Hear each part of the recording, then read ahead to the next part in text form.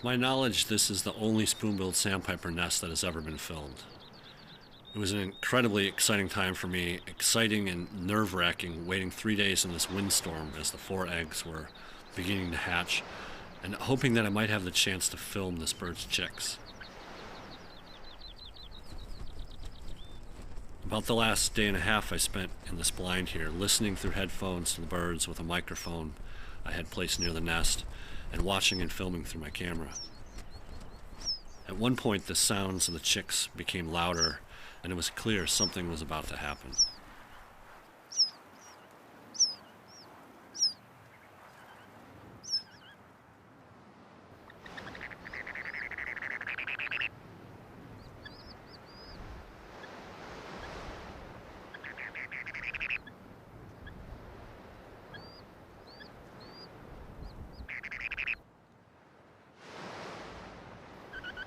After sandpiper chicks hatch, they spend a while in the nest, and when they hatch, they're wet, and they need to dry off and fluff up their down so they're insulated, inflate their lungs, gain some strength, and then they begin making these brief foraging forays on their own, first very close to the nest and gradually expanding their range.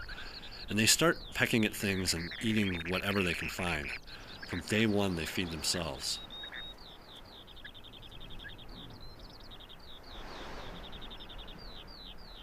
The adult keeps close tabs on the chicks visually and vocally and calls them back to the nest from time to time, and they need to go back to be warmed every 5-10 minutes.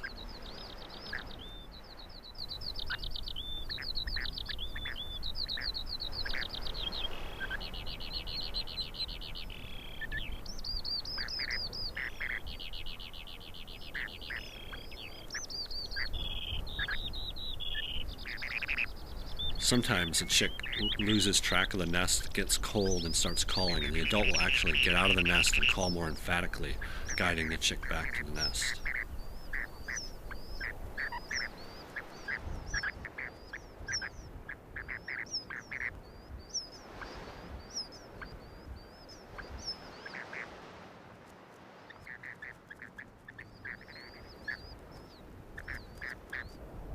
This chick looks like it was on one of its first foraging forays.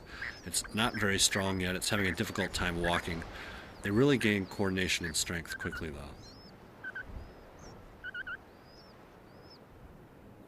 You can see the feathers on the back right there going up as the chick tucks in beneath the wing.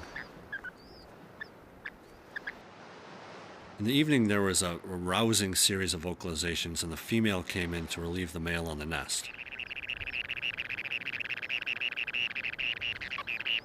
Males typically incubate during the day and females at night, and there was still one unhatched egg in the nest. At this point, the other chicks were all active and hungry. This one took off immediately when she arrived at the nest, but her job was almost done. Soon after the last chick hatches and leaves the nest, the female departs the nesting grounds for the year.